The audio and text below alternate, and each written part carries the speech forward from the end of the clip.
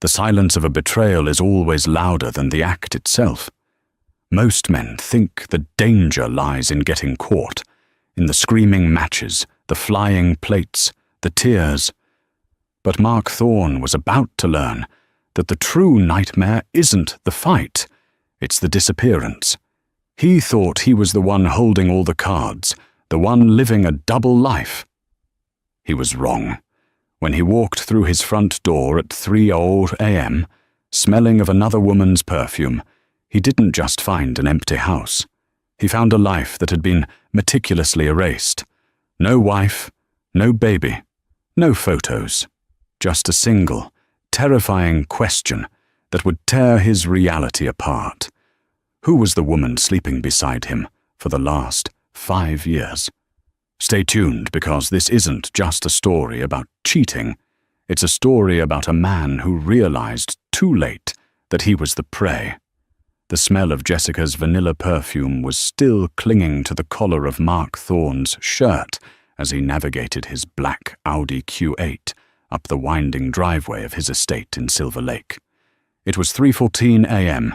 The city of Los Angeles slept below him, a grid of glittering indifference. Mark felt good. Actually, he felt invincible. He had just closed a massive merger for his architectural firm, Thorne and Associates, and he had celebrated in the arms of his 24-year-old executive assistant. It was a cliché, he knew that. But Mark didn't care about clichés. He cared about adrenaline. He cared about the feeling of being wanted, something he felt he hadn't received from his wife, Sophia, in months. Sophia. He rolled his eyes as he parked the car. She had become so maternal, so dull. Ever since Leo was born 10 months ago, Sophia had ceased to be the vibrant, mysterious art curator he had met in a gallery in Soho 5 years ago. Now she was milk stains, sleep training schedules, and whispers of, "Shh, you'll wake the baby." He killed the engine. The silence of the property was heavy. Usually, the porch light was left on for him, a passive-aggressive beacon of her wakefulness. Tonight, the house was dark. A massive, modern structure of glass and steel that looked like a jagged tooth against the night sky. Good, Mark thought, checking his reflection in the rearview mirror and wiping a faint smudge of lipstick from his neck. She's asleep. No questions. No guilt trip. He unlocked the front door, stepping onto the polished concrete floors. The air inside was cold, colder than usual. The thermostat was usually set to a comfortable 72 degrees for the baby. Tonight, the air bit at his skin. "Sophia," he whispered, tossing his keys into the ceramic bowl on the console table. The sound of the keys hitting the bowl seemed deafening, like a gunshot in a canyon. No answer. He walked to the kitchen. The island was spotless. Usually there were bottles drying on the rack, a half-finished cup of herbal tea Sophia had forgotten. Tonight, the granite surfaces gleamed under the moonlight filtering through the skylights. There was nothing. Not a spoon, not a bib. A prickle of unease started at the base of his neck. "Sophia," he said, louder this time. He climbed the floating staircase, his footsteps heavy. He went straight to the master bedroom. The door was ajar. He pushed it open, expecting to see the lump of her form under the duvet, the rhythmic rise and fall of her breathing. The bed was made. Not just made, it was pristine. Hospital corners. The pillows were fluffed and stacked with geometric precision.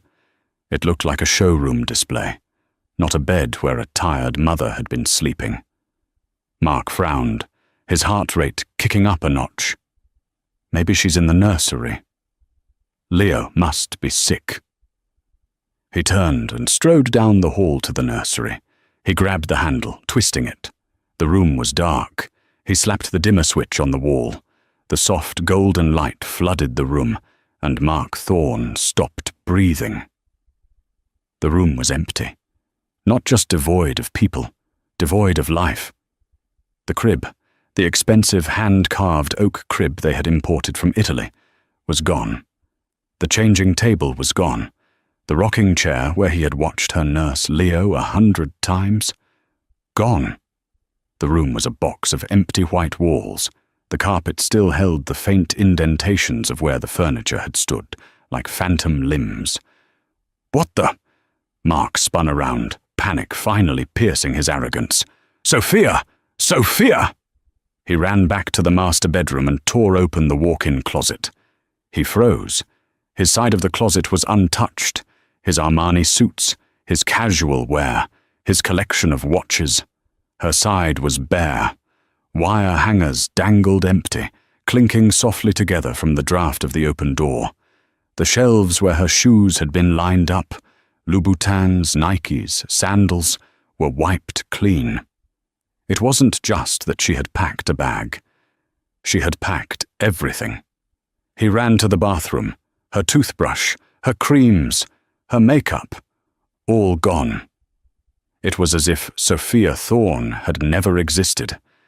Mark stumbled back into the bedroom, his hands trembling. He reached for his phone and dialed her number. "We're sorry. The number you have dialed is no longer in service." He stared at the screen. That was impossible. He paid the bill. It was a family plan. He dialed again. Same automated voice. Cold. Final. He sat on the edge of the perfectly made bed, his mind racing. Was this a kidnapping? A robbery? No, robbers didn't make the bed. Robbers didn't carefully remove a crib and leave the expensive TV downstairs. This was an exodus. He stood up and ran downstairs to his home office. He needed to check the safe. They kept their passports, birth certificates, and emergency cash there. He threw open the heavy oak door of the study and moved the painting of the abstract seascape to reveal the wall safe. His fingers fumbled as he punched in the code. 10/24/18, their wedding anniversary. Beep, error. Mark froze. He typed it again. 10/24/18, beep, error. No, he hissed. He tried Sophia's birthday. 06/12/92, beep, error. He tried Leo's birthday. 02/14/24. Click. The mechanism whirred, and the heavy door popped open. Mark ripped it open, desperate to see the passports, to see some proof of his family. The safe was empty. The stacks of cash, nearly $50,000 he kept for emergencies, were gone. The passports were gone. The deed to the house was gone. But there was one thing left. Sitting in the center of the metal shelf was a small, velvet jewelry box. Mark recognized it immediately. It was the box for the diamond engagement ring he had given her. A 3-carat oval cut that had cost him a fortune. With shaking hands, he opened the box. The ring was there. But underneath the ring, folded into a tight square, was a piece of paper. He unfolded it. It wasn't a handwritten note. It was a printout of a bank transaction receipt. It was dated yesterday. Transfer initiated from Mark and Sophia Joint Savings. Amount $2,450,000. Account balance $0.0. Recipient unknown offshore entity. And beneath the receipt, scrawled in red ink, Sophia's handwriting, unmistakable and sharp, were 3 words. Tuition for the lesson. Mark stared at the paper until the numbers blurred. $2.5 million. Liquidity. Gone. He scrambled for his phone again, ignoring the shaking of his hands, and dialed 911. Emergency! What is the situation? My wife, Mark choked out, the reality finally hitting his vocal cords. My wife is gone. My son is gone. Someone took them. Sir, take a breath. Are you saying they were kidnapped? I don't know. The house is empty. Her things are gone. The baby's furniture is gone. It sounds like she left you, sir, the dispatcher said, her voice shifting from urgent to weary. This is a civil matter if... She took $2 million, Mark roared, the veins in his neck bulging, and she emptied the safe. Send the police, now. 30 minutes later. Two patrol cars were flashing red and blue lights against the minimalist facade of his home. Mark was pacing the living room, clutching a glass of scotch he hadn't drunk. A detective walked in. Detective Vance. He was an older man, wearing a rumpled trench coat that looked like it belonged in a different decade. He had tired eyes that had seen too many domestic disputes. "Mr. Thorne?" Vance asked, looking around the empty, sterile living room. "I'm Detective Vance. Want to tell me what happened?" "I came home," Mark stammered. "From work. Late, and they were gone." "Work?"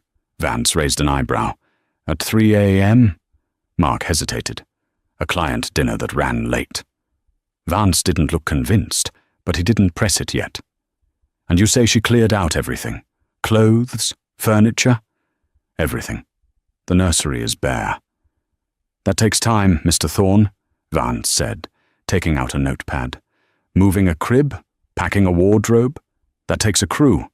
Did the neighbors see a moving truck?" "I don't know. I haven't asked them." Vance walked over to the mantel where a few picture frames usually stood. They were gone too. "Okay, let's start with the basics. What is your wife's full name?" "Sophia Thorne." "Maiden name?" "Sophia Rostova." "Rostova, Russian. She's from Europe. Look, she didn't just leave. She stole everything. She drained the accounts." Vance nodded slowly. "Do you have a picture of her? We need to put out a bolo. Be on the lookout if you think the child is in danger." Mark reached for his phone to pull up his gallery. He scrolled to his favorites. His thumb hovered. He scrolled up, then down. "What is it?" Vance asked. "My photos," Mark whispered. "They're gone." "What do you mean?" "The photos of Sophia, the photos of Leo, they're deleted." He looked up, his eyes wide with horror. "We shared an iCloud account. She remotely wiped them." "You don't have any physical photos?" "She took the frames," Mark yelled, throwing the phone onto the couch. Wait. Social media." Mark rushed to his laptop on the coffee table. He opened Instagram. He went to tag search. User not found. He went to Facebook. Profile no longer exists. "She deleted everything," Mark said, his voice dropping to a terrified whisper. "She erased herself." Vance stepped closer, his demeanor changing from bored to sharp. "Mr. Thorne, this is very thorough for a domestic dispute. How long have you been married?" 5 years. "And where did you meet?" "New York, an art gallery." "Did she have family here?" "No. Her parents died in a car crash in Latvia years ago. She has no one." "Latvia," Vance muttered, writing it down. "Okay. We'll need to run her through the system. I need her social security number." Mark ran back to the office. The safe was empty, but he had the tax returns on his hard drive. He booted up his desktop computer. Enter password. He typed his password. Incorrect password. "She changed it." Mark slammed his fist on the desk. "She locked me out of my own computer." "Mr. Thorne," Vance said from the doorway, "do you have any physical paper trail? A marriage certificate? A birth certificate for the boy?" "In the safe, which she emptied." Vance sighed. "Okay, we can look up the marriage license in the county records. It's public record." "What was the date of the marriage?" "October 24th, 2018. We got married at the City Hall in Manhattan before the reception." Vance pulled out his phone and made a call. He spoke in low tones, giving dates and names. Mark paced, the silence of the house pressing in on him. He felt like he was suffocating. The house wasn't just empty. It felt like a stage set where the actors had gone home, leaving him talking to the walls.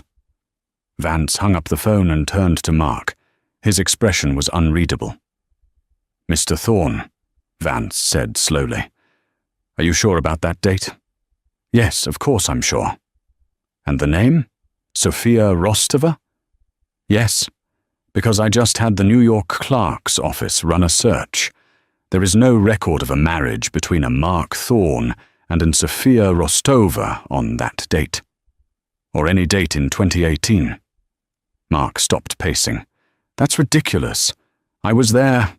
I signed the papers. We checked for the birth certificate of a Leo Thorne, too, Vance continued, his voice dropping an octave. Nothing. What are you saying? Mark whispered. I'm saying, Mr. Thorne, that according to the United States government, the woman you lived with for 5 years and the child you claim to have don't exist. Mark collapsed into the leather office chair. The room spun. That's impossible. I have friends who met her. My employees met her at the Christmas party. We can interview them, Vance said. But right now, legally speaking, you're chasing a ghost. And if she cleared the bank accounts, usually that requires 2 signatures. Unless what? Unless the accounts were never really joint, or unless she had power of attorney without you knowing. Vance looked around the room. You said she was boring. Just a mom. Tell me, Mr. Thorne, what did your wife do before she met you? She worked in art, logistics, shipping paintings.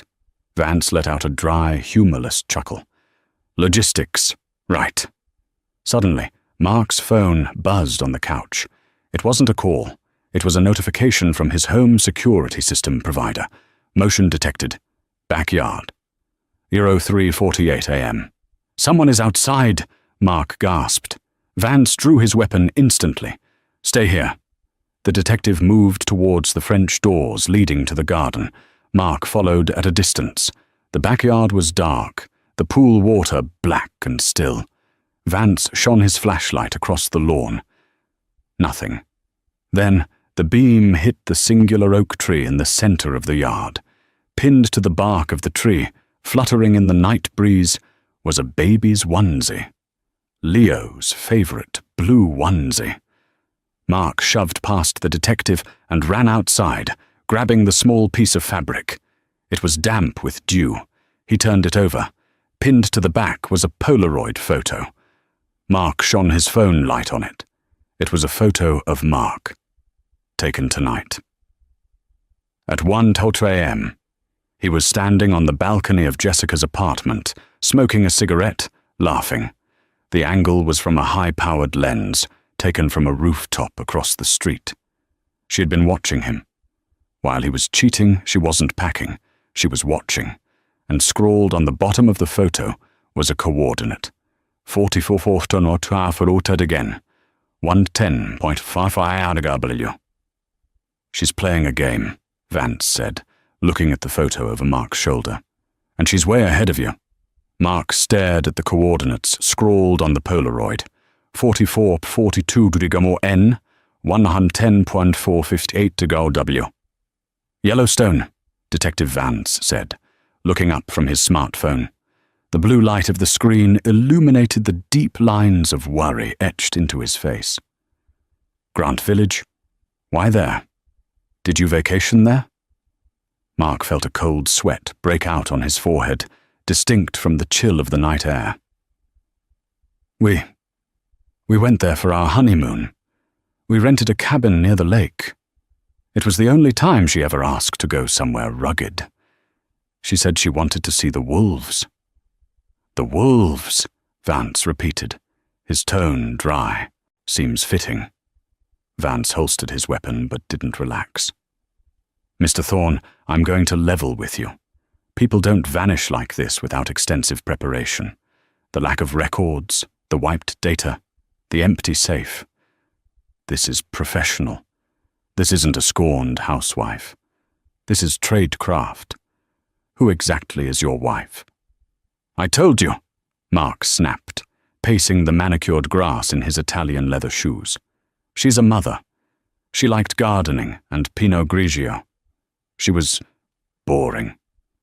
Boring women don't scrub their existence from government databases, Vance countered, And they don't have surveillance photos of their husbands cheating taken from a rooftop at 1:20 a.m. Mark flinched. The photo was still in his hand, a damning piece of evidence. "Look, forget the cheating. She took my son. You have to find Leo." "We will try," Vance said, signaling for the uniformed officers to begin canvassing the perimeter. "But if she doesn't exist on paper, tracking her is going to be a nightmare. I'm going to need access to your business records, your travel history, everything. If she was planning this, she might have compromised more than just your personal checking account." Mark froze. Business records, Thorne and Associates. He had just closed the merger with Vanguard Holdings yesterday, a $400 million deal that would reshape the Los Angeles skyline. The deal relied on proprietary architectural blueprints and sensitive zoning permits that Mark had greased a few palms to acquire. "I need to go to the office," Mark said abruptly, turning back toward the house. "Mr. Thorne, it's 4 a.m. We need you here for a statement." "I can't be here," Mark yelled, his voice cracking. "If she has my passwords, she has access to the firm's servers. Do you understand? That's not just my money. That's my life's work." Without waiting for Vance's permission, Mark stormed into the house, grabbed his keys, and sprinted back to the Audi. He needed to verify the integrity of the firm's mainframe. If Sophia had been planning this for a long time, she knew that his firm was his true love. Leo was his legacy, but the firm was his ego. He tore out of the driveway, tires screeching. As he drove toward downtown LA, he tried to call Jessica. He needed to hear a voice that was simple, admiring, and real. Ring. Ring. Ring. "Mark!" Jessica's voice answered. She sounded breathless, terrified. "Jess, listen, something happened. Sophia left. She took everything. I'm coming to—" "Mark, stop!" Jessica screamed. "Don't come here!" Mark slammed on the brakes at a red light. "What? Why? What's going on?" "Someone was here," Jessica sobbed. "I woke up 10 minutes ago. My door was unlocked. Mark, they didn't take my TV or my jewelry." "What did they take?" "They took you," she whispered. "Every gift you ever gave me. The Cartier bracelet, the diamond earrings, the bag. They're gone. And, Mark, they left something on my pillow." Mark's grip on the steering wheel tightened until his knuckles turned white. "What is it?" It's a pacifier. A blue pacifier." Mark felt the blood drain from his face. Leo's pacifier. Sophia had been in Jessica's apartment. While Mark was driving home, while he was discovering the empty crib, Sophia, or whoever she had hired, had been standing over his sleeping mistress, placing a baby's pacifier on her pillow. It wasn't just a theft. It was a message. "I can touch anyone you touch." "Get out of there," Mark ordered, his voice trembling. "Go to a hotel, pay cash. Do not use your cards. I'll call you." He hung up and floored the accelerator. The city lights blurred into streaks of neon violence. He wasn't dealing with a divorce. He was dealing with a phantom who had been sleeping in his bed, memorizing his codes, and waiting for the perfect moment to dismantle him piece by piece. He pulled up to his office building, a sleek glass tower he had designed himself. He badged in at the security desk. The night guard, a jovial man named Sampson, nodded. "Working late, Mr. Thorne?" "Something like that, Sampson." Mark took the private elevator to the penthouse floor. The doors slid open, revealing the silent, plush lobby of Thorne and Associates. He ran to his corner office, throwing open the glass door. Everything looked normal. The models of skyscrapers stood on their pedestals. His awards lined the shelves. He sat at his desk and woke his computer. He typed in his credentials. Access denied. "No!" he hissed. He tried the admin override code. Access denied. System lockdown initiated. Suddenly, the large monitor on the wall, the one used for client presentations, flickered to life. Mark jumped back. He hadn't turned it on. A video file began to play. It was footage from inside this very office. The timestamp was from 3 weeks ago. Mark watched himself on the screen. He was sitting at his desk, speaking to a city councilman. He watched himself open a briefcase and slide an envelope of cash across the mahogany surface. "This ensures the zoning for the marina project goes away," the on-screen Mark said. "Pleasure doing business, Mark," the councilman replied. The video cut to black. Then, white text appeared on the screen. Files uploaded to the FBI, IRS, and the LA Times. Scheduled release, 9:00 a.m. today. Mark stared at the screen, his mouth dry as ash. It wasn't just the money. It wasn't just the baby. She was burning him to the ground. She had recorded his felonies. She had the leverage to send him to prison for 20 years. And then a new line of text appeared, blinking slowly. "Do you want to stop the upload? Go to the coordinates. Alone." Mark stared at the digital ultimatum on the wall. It was 4:45 a.m. He had 4 hours and 15 minutes before his life as a celebrated architect ended and his life as a federal inmate began. He grabbed his desk phone to call his lawyer, but stopped. If he called a lawyer, he would have to admit to the bribery recorded on the tape. Attorney-client privilege had limits, and panic makes men make mistakes. He needed a fixer. He pulled a burner phone from a hidden compartment in his desk drawer, one of the few secrets he prayed Sophia hadn't found. He dialed a number he hadn't used in years. "Make it quick," a gravelly voice answered on the second ring. "Garrison," Mark said. "It's Thorne. I have a situation." "I see the news, Thorne. I don't do divorces." "It's not a divorce," Mark hissed. "She cleaned me out. Identity theft, kidnapping, and corporate espionage. She has dirt on me, Garrison. Bad dirt. She's threatening to release it in 4 hours." There was a pause on the line. Garrison was an ex-CIA operative who had been drummed out of the service for being too aggressive. He now ran a boutique private intelligence firm for people who had more money than morals. "Who is she?" Garrison asked. "Sophia Rostova. But the cops say she doesn't exist." "Ghost," Garrison muttered. "Okay, I can run a deep trace, but if she's wiped government databases, she's not working alone. She has backing, state level or organized crime. You marry into the mob, Thorne?" "She was an orphan. She liked painting watercolors of the ocean." "Right, and I like knitting. Send me everything you have. Photos, old emails, anything she might have missed." She didn't miss anything. She wiped the cloud. Nothing is ever truly wiped, Thorne. The servers still have the ghosts of the data. I'll get my tech guys on your accounts. Where are you going? "Yellowstone," Mark said. She gave me coordinates, a deadline. "Don't do it," Garrison warned. "It's a kill box. You go there, you don't come back. If I don't go, she releases the video. I go to jail anyway. At least this way I might find my son." "Fine, but take protection. And Thorne, if this woman is who I think she is, a sleeper, she's been studying you for 5 years. She knows how you think better than you do.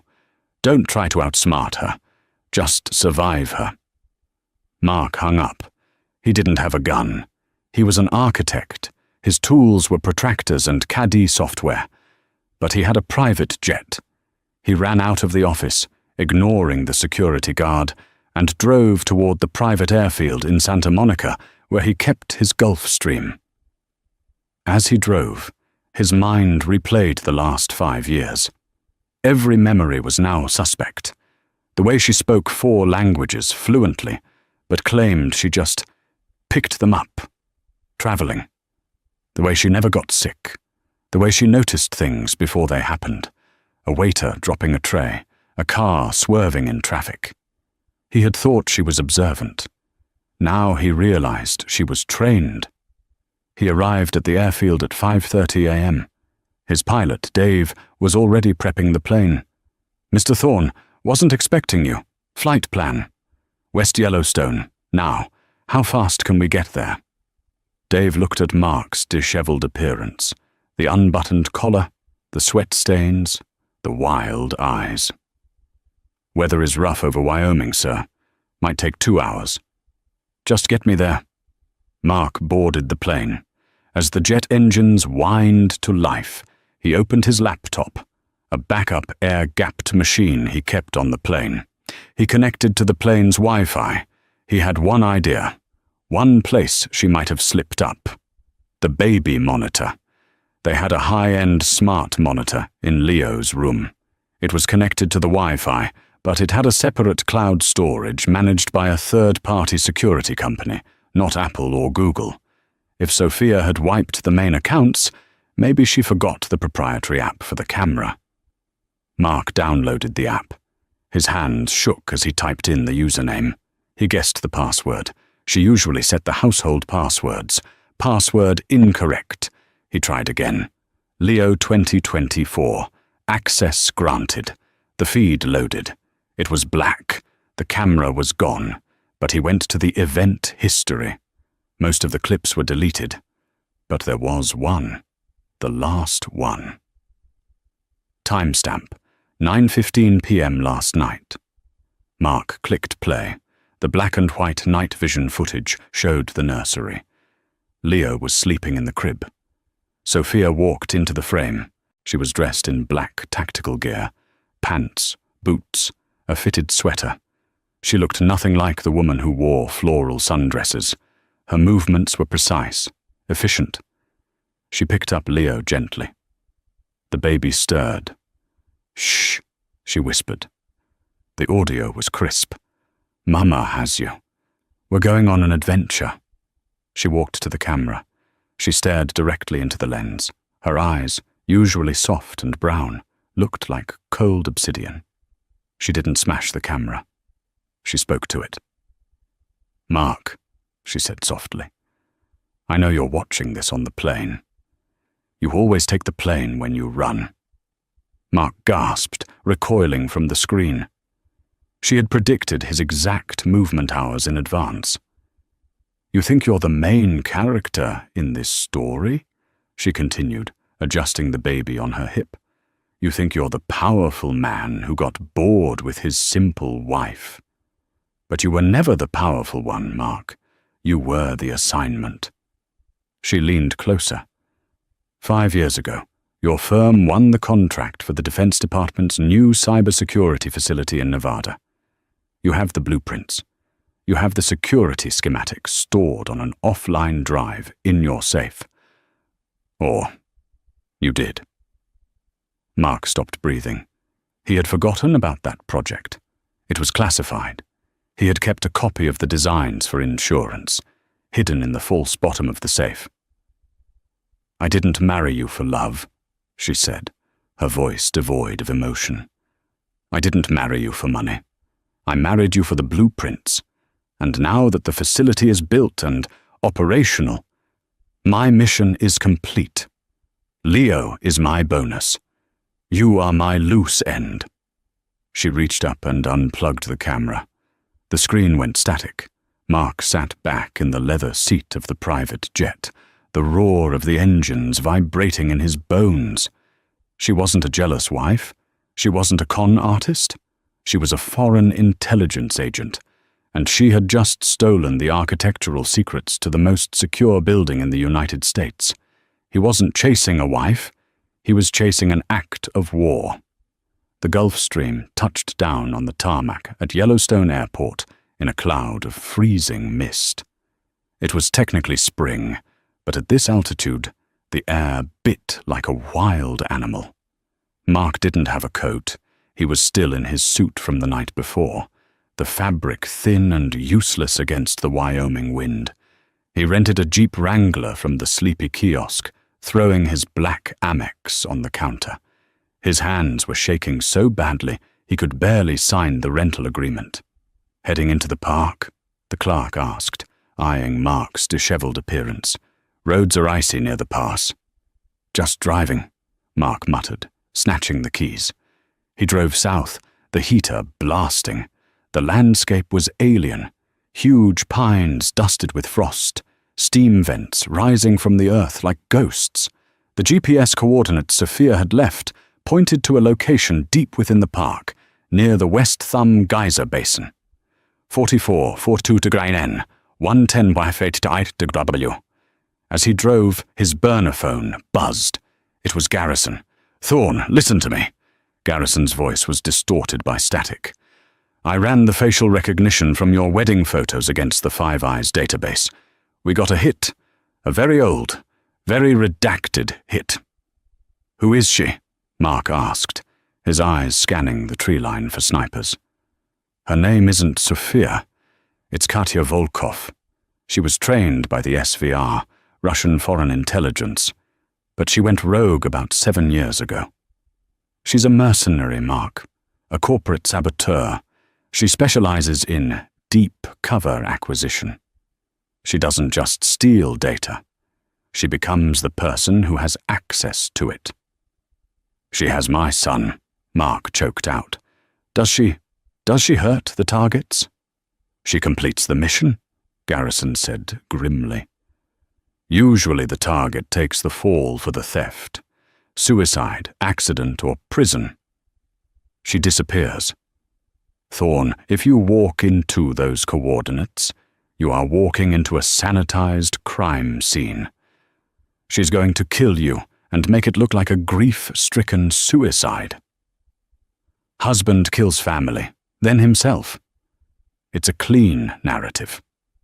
"I don't care," Mark said, turning the Jeep onto a gravel access road restricted for maintenance vehicles. He smashed through the flimsy wooden gate. "I'm close.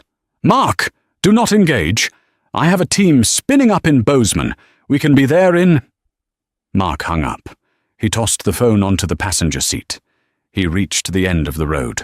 The coordinates pointed toward a wooden boardwalk, winding through a field of bubbling mud pots and steaming thermal pools. The smell of sulfur, rotten eggs, was overpowering. The area was deserted. The park was barely open for the season, and this section was isolated. Mark got out of the car. The silence was absolute, broken only by the wet plop-plop of the boiling mud. "Sophia!" he screamed, his voice tearing at his throat. "Katya, I'm here!" Steam drifted across the boardwalk, obscuring his vision. He walked forward, the wood creaking under his Italian loafers. 50 yards ahead, through the mist, he saw it. A stroller. It was their stroller, the expensive charcoal-grey bugaboo they pushed around the neighborhood to keep up appearances. It was parked right at the edge of the railing, overlooking a deep, boiling blue pool. "Leo!" Mark broke into a sprint. His lungs burned in the thin air. He didn't care about snipers. He didn't care about the blueprints. He just saw the stroller. He reached it, grabbing the handle, spinning it around. "Leo, Daddy's here." He froze. The stroller was empty. Inside, strapped into the harness, was a ruggedized laptop. The screen was glowing blue. On the screen was a live video feed. It showed Leo. He was in a car seat, asleep, safe. The background of the video showed the interior of a vehicle, moving. And then a voice came from the laptop speakers. "You made good time, Mark." Mark spun around, looking for a camera, a microphone, anything. "Where are you? I gave you what you wanted. You have the blueprints." "I have the files," Sophia's voice purred from the computer. "But encryption is a funny thing. The Department of Defense uses a polymorphic cipher. I can't crack it. But you can." "I don't know the code," Mark yelled at the laptop. "I'm the architect, not the IT guy." "No," she corrected. "But the system is biometric. To open the master file, the one that details the thermal exhaust ports of the server farm, it requires the voice authorization of the lead architect. That's you." Mark realized the trap. She didn't need him dead. Not yet. She needed his voice. "If I do this," Mark said, leaning over the laptop, the sulfur stinging his eyes. "If I unlock it, you give me Leo. Unlock it, and I will tell you where the car is parked. You have 10 seconds, Mark, or I drive this car off the road." A prompt appeared on the screen. "Voice authentication. Required. Read the phrase." The phrase appeared in white text. Mark hesitated. If he read this, he was committing treason. He was giving a foreign entity the schematic to a US cyber warfare hub. He would be hunted for the rest of his life. He looked at the video feed of Leo sleeping. His son's small hand was curled into a fist. Mark leaned into the microphone. "Authorization Alpha 9, Mark Thorne. Override protocol. Daedalus. Processing. Access granted." "Good boy," Sophia's voice said. "The file is decrypting. Goodbye, Mark." "Where is he?" Mark screamed. "Where is the car?" "Check under the stroller seat," she said. The connection cut. The screen went black. Mark ripped the seat of the stroller up. Taped to the bottom was a cell phone. It was counting down. 0005, 0004. It wasn't a phone. It was a detonator. Mark realized instantly that the phone was wired to a block of Seavor putty shoved into the stroller's storage basket. She was cleaning up the loose end. Mark didn't think. He didn't run away. He lunged, kicking the stroller with every ounce of strength he had. The stroller flew off the boardwalk, sailing into the air, and splashed into the boiling thermal pool below. Boom! The explosion was muffled by the water, but the shockwave knocked Mark backward onto the wooden planks. Boiling water and mud rained down on him. A geyser of steam erupted from the pool, hissing violently. Mark lay on his back, gasping for air, his ears ringing. He was alive. He rolled over, coughing. He had authorized the treason. He had lost his son. And he had almost been blown to pieces by the woman who used to make him avocado toast. He grabbed the burner phone from his pocket. It was cracked, but working. "Garrison," Mark rasped. "Thorne? I saw a thermal spike on the satellite. Did you just blow up?" "She tried to," Mark spat, staggering to his feet. "She has the blueprints. Decrypted. She played me." "Okay, listen to me," Garrison said, his voice hard. "If she has the decrypted files, she has to transmit them. The files are huge, terabytes of KD data. She needs a high-speed uplink. She can't do that from a moving car in Yellowstone. She needs a hard line." Mark looked around the desolate park. "Where?" "We're in the middle of nowhere." "Think, Mark. You designed the infrastructure for the region. Where is the nearest fiber-optic trunk line with a commercial access point?" Mark's mind raced, shifting from panic to architecture. He visualized the grid he had helped map out 5 years ago. "The ranger station," Mark whispered. "The old faithful ranger station. We retrofitted it with a direct fiber link to the H. Sophia hub for seismic monitoring. It has the bandwidth." "That's where she is," Garrison said. "Get there, and Thorne, stop playing the victim. You built the building she's trying to destroy. You know its weaknesses. Use them." Mark drove the jeep like a madman, tires skidding on the black ice as he rounded the curves toward Old Faithful. The adrenaline had numbed the cold. He wasn't Mark the husband anymore. He wasn't Mark the cheater. He was Mark the architect, and someone was messing with his design. The Old Faithful complex was a ghost town in the off-season. The massive log cabin-style inn was shuttered.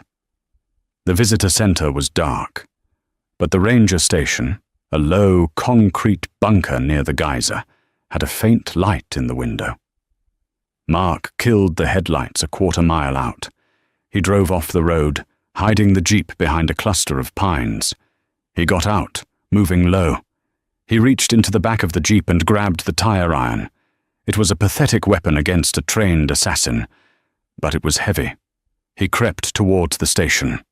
The wind howled, masking his footsteps. He peered through the side window. There she was.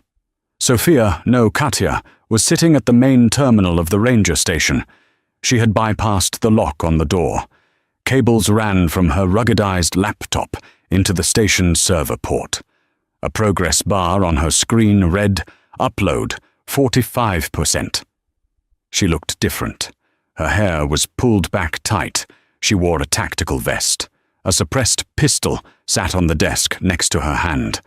But in the corner of the room, on the floor, sat the car seat. Leo was there. He was awake now, looking around with wide, confused eyes, but he wasn't crying. Mark's heart hammered against his ribs.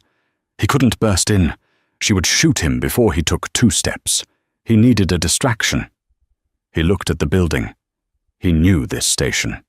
He had signed off on the HVAC renovation 3 years ago. The Halon system. Because the station housed sensitive seismic servers, it was equipped with a gas fire suppression system. Halon gas sucks the oxygen out of the room to kill a fire instantly without damaging electronics.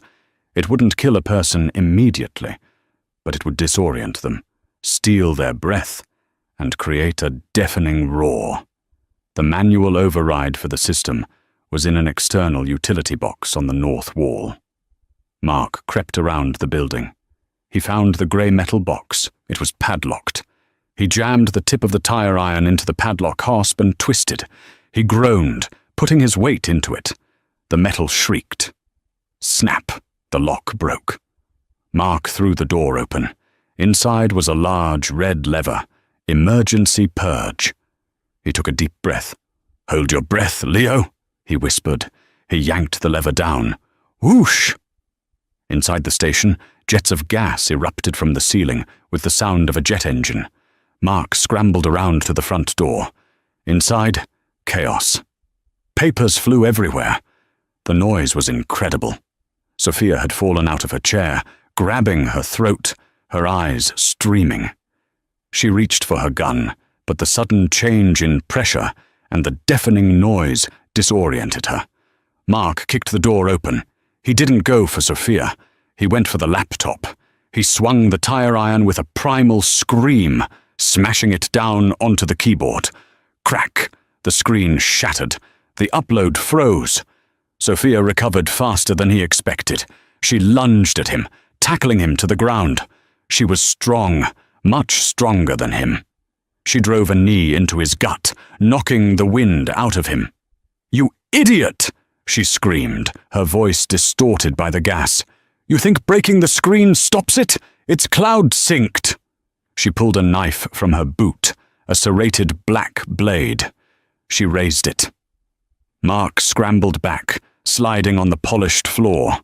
His hand brushed against the gun she had dropped on the desk. He grabbed it.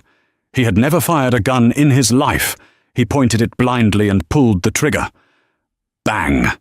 The shot went wild, shattering the window above Leo's head. Glass rained down. Leo started to scream. Sophia didn't flinch. She kicked the gun out of Mark's hand. She pinned him down, the knife pressing against his throat. "I actually liked you, Mark," she hissed, her face inches from his. "You were simple, easy." "The building," Mark gasped, struggling against her grip. "The Nevada facility. It has a flaw." Sophia paused, the knife biting into his skin. "What?" "I designed it," Mark choked out. "The cooling vents, underneath the server core. If you run the system at max capacity, without opening the vents, it overheats," she finished. "So what?" "So," Mark smiled, blood staining his teeth.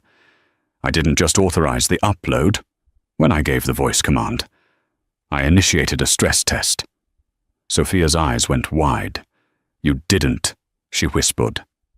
"Protocol Daedalus," Mark said. "It's not an unlock code. It's a self-destruct sequence for the cooling system. You didn't steal the blueprints, Katya. You just uploaded a virus that is going to melt down the servers you were trying to map." Sophia looked at the smashed laptop. If the upload had gone through, even partially, the command was already executed. She had failed her mission, and worse, she had likely destroyed the very asset her buyers wanted. She looked back at Mark with pure fury. She raised the knife. "Then I have no reason to keep you alive." Suddenly, a red laser dot appeared on her forehead. Crash. The window shattered inward. "FBI, drop the weapon!" Garrison had come through, the team from Bozeman. Sophia froze. She calculated the odds in a split second. A sniper had her painted. She slowly lifted her hands, the knife clattering to the floor. Mark shoved her off him and scrambled toward the car seat. He scooped Leo up, holding him tight, burying his face in the baby's neck. The smell of milk and baby powder was the only real thing in the world. Agents swarmed the room, zip-tying Sophia's hands behind her back. She didn't struggle. She just watched Mark. As they dragged her out, she stopped. She looked at Mark, holding his son. "You lied," she said, a hint of admiration in her voice. "There is no self-destruct sequence. Daedalus isn't real." Mark looked up, exhaustion washing over him. "I know. But you hesitated. That's all I needed." She smirked, cold and sharp. "Check your bank account, Mark. I didn't steal your money. I moved it. It's in a trust. For Leo. I'm not a monster. I'm just a professional." She was shoved into a waiting SUV. Mark sat on the floor of the ranger station, holding his son as the adrenaline finally crashed. 6 months had passed since the steam cleared at Yellowstone. Mark Thorne sat on the floor of a modest 2-bedroom apartment in Santa Monica. The sprawling glass mansion in Silver Lake was sold. He couldn't live there anymore. The silence in that house was too loud. Every shadow looked like her. He watched Leo stack wooden blocks. The boy was walking now, his steps clumsy and determined. Leo looked so much like her, the same dark eyes, the same stubborn set of the jaw. Mark wasn't the CEO of Thorne and Associates anymore. After the FBI debriefing, which had lasted 3 grueling weeks, he had stepped down. The government had swept the incident under the rug. There was no news story about a Russian sleeper agent stealing blueprints. There was only a quiet press release about Mark Thorne taking a sabbatical for personal health reasons. He was free, technically, but he was a prisoner of his own memory. Jessica, his mistress, had left him the day after the kidnapping. She had called him a monster for endangering a child and blocked his number. He didn't blame her. He didn't miss her either. The affair seemed like a lifetime ago, a dull indulgence of a man who didn't know how good he had it. Mark stood up and walked to the kitchen counter, where a letter sat unopened. It had arrived this morning, forwarded by his lawyer. It was from the Rostova Trust. Sophia wasn't in prison. Not really. The FBI had traded her. A prisoner swap on a tarmac in Estonia 2 months ago. She was gone, back to the shadows she came from. But before she left, she had kept her word. Mark picked up the letter. He tore it open. Inside was a bank statement. Beneficiary, Leo Thorne. Trustee, Mark Thorne. Current balance, $5,000. Jesanias. She hadn't just returned the $2 million she stole. She had added $3 million more. Payment for the job she had completed? Or guilt money? Stuck to the statement was a small, handwritten note. No signature. Just her sharp, angular handwriting. He needs a father, not an architect. Build him a life, Mark, or I will come back and dismantle yours again.